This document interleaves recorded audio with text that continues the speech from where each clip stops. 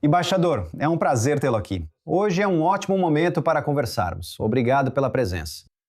Se quiser falar um pouco sobre o papel da Turquia hoje como anfitriã, você sabe, eles estão claramente na aliança da OTAN? Eu sei que no papel eles são, mas muitos questionam que tipo de aliados são agora. Como você descreveria a importância deles como anfitriões?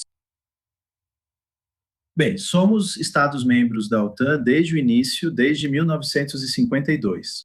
Então, o compromisso da Turquia com a OTAN, sendo parte da aliança, a maior aliança militar do mundo, nunca vacilou. E eu acho que o conflito recente nos mostrou que os recursos da OTAN de diferentes países estavam lá para proteger o espaço aéreo turco também. E nos mostrou a solidariedade da rede militar. O fato de a cúpula estar acontecendo agora em Ankara também é muito significativo porque eu acho que é um marco muito importante na história da OTAN. Como você bem sabe, foi depois da cúpula de Haia que tivemos da última vez, a 35ª cúpula, era a hora do ala europeia, incluindo o Canadá, é claro, e da ala americana chegarem a um entendimento sobre como vamos avançar com os 5 pontos. Bem, DTP, participação de 5% nos gastos militares. E eu acho que isso vai ser a OTAN 3.0, como as pessoas têm comentado. E Ankara era um candidato muito bom para isso. Porque quando você tinha o presidente Trump e alguns dos líderes europeus em desacordo, às vezes em reuniões diferentes, eu acho que a Turquia, estando entre diferentes continentes e interesses, era a anfitriã perfeita para isso. E vamos ver muitos resultados nesta cúpula da OTAN. Primeiramente, eu acho que veremos uma recalibração de algumas das estruturas de comando, alguns dos recursos. Passando de um predomínio dos Estados Unidos dentro da OTAN para uma contribuição europeia mais equilibrada para a própria OTAN, e sobre a parte da pergunta que você fez, Sabe, e sobre a Turquia e etc. Acho que isso tem sido um sinal político muito positivo para a Turquia, o fato de a cúpula poder acontecer. E o fato de o presidente Trump, depois de todos esses problemas com alguns líderes europeus, estar realmente vindo para Ankara, ter realmente chegado a Ankara, é um sinal diplomático muito positivo para a Turquia também e para a aliança da OTAN como um todo.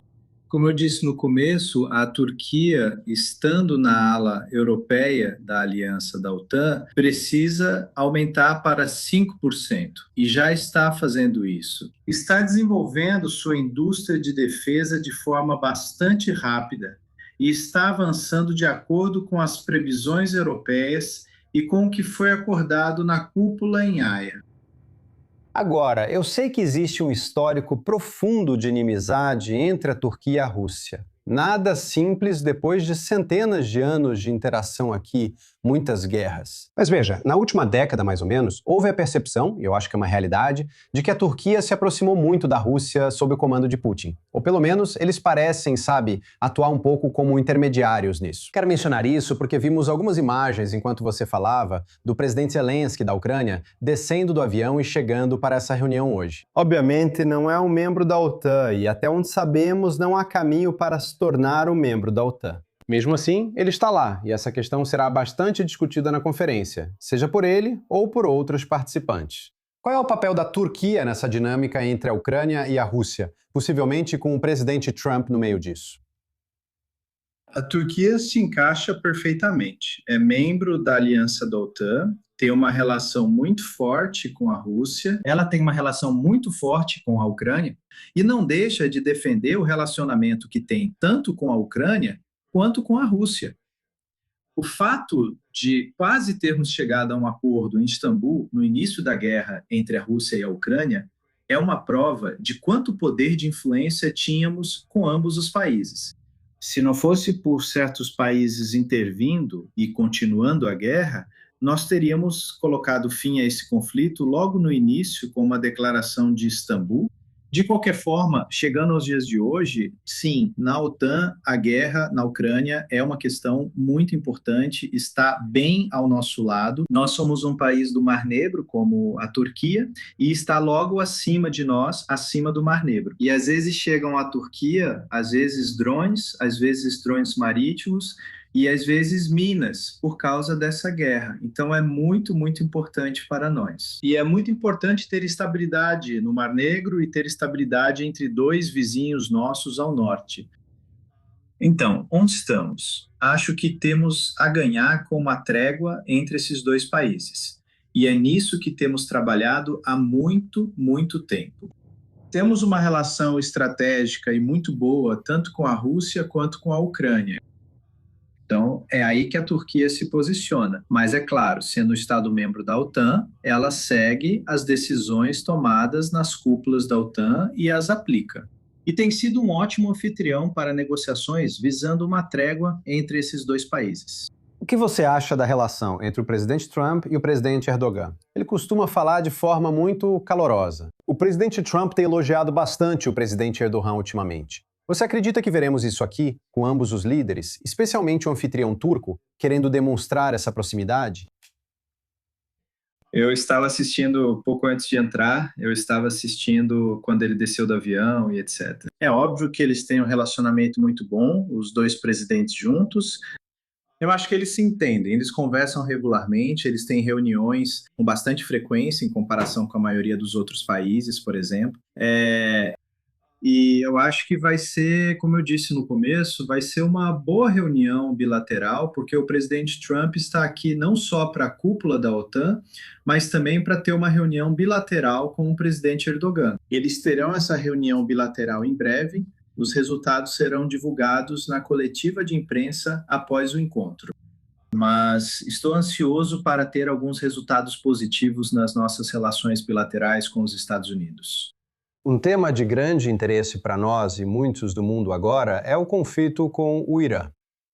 O presidente Trump já disse, você sabe, algumas coisas reveladoras sobre o papel, a influência e o tipo de contribuição da Turquia nessa equação em certos momentos. Olha, como você descreveria a relação da Turquia com o Irã neste momento e o seu papel em qualquer possível resolução desse conflito? Bem, você sabe, eu estava justamente falando com você sobre nossos vizinhos do norte, a Rússia e a Ucrânia. E então temos vizinhos como o Irã, e havia outra guerra acontecendo no Irã. Infelizmente, ao nosso redor há conflito, instabilidade. E essa grande guerra que aconteceu no Irã também nos afetou bastante, bastante mesmo. Onde estávamos? Nós ficamos de fora dessa guerra. Tentamos aproximar os lados em conflito, os Estados Unidos e o Irã. Tentamos ajudar bastante diplomaticamente nos processos de paz em andamento em diferentes fóruns. E no que nos dizia respeito, ficamos de fora, mas o Irã lançou alguns mísseis em direção a algumas bases da OTAN e assim por diante. Mas nós temos uma relação com o Irã que remonta a 1000 anos atrás. E por mais de 500 anos temos paz entre os dois países. Então temos uma relação muito boa. Eles são nossos vizinhos, vizinhos diretos, temos fronteiras com eles. E também temos grandes laços econômicos. Então, assim como a Rússia e a Ucrânia, o Irã é outro país com o qual precisamos desenvolver nosso relacionamento e ter uma relação estável. Quanto aos eventos de hoje, eu também quero colocar você a par deles. O presidente francês Macron em Damasco. E isso se tornou dramático, como você sabe. Obviamente, com o duplo atentado à bomba que aconteceu do lado de fora do hotel dele. Ele não estava lá. É interessante ver o presidente francês em Damasco. Acredito ser o primeiro grande chefe de Estado a visitar a cidade para se reunir com o novo governo. Surpreendente, talvez, para o presidente Erdogan. Por que a França está à frente da Turquia? Como está a situação da Turquia com Damasco agora? Eu não acho que ele tenha sido o primeiro presidente a visitar Damasco, mas provavelmente foi o primeiro presidente ocidental, talvez, se não me engano, a visitar Damasco. Damasco, Síria, novamente, um vizinho. Novamente, outra área que é muito querida para nós, muito importante. Temos muitas pessoas dos dois lados da fronteira que são parentes umas das outras. Então você tem pessoas, sabe, existem pequenas cidades onde metade da cidade está na Turquia e a outra metade está na Síria. Pense dessa forma. Então é uma região muito importante para nós. E estamos muito felizes que a estabilidade esteja voltando para a Síria. Gostaríamos que a Síria tivesse um governo estável, uma economia estável e que avançasse com isso. E é essa a nossa posição.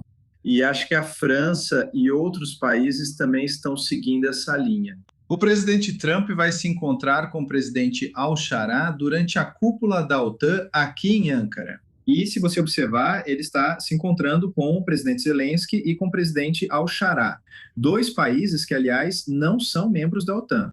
Mas Trump tomou a liberdade de se encontrar com eles em Ankara. Isso mostra que há muito interesse na Síria, pela estabilidade da Síria, pela região e pela paz global em geral.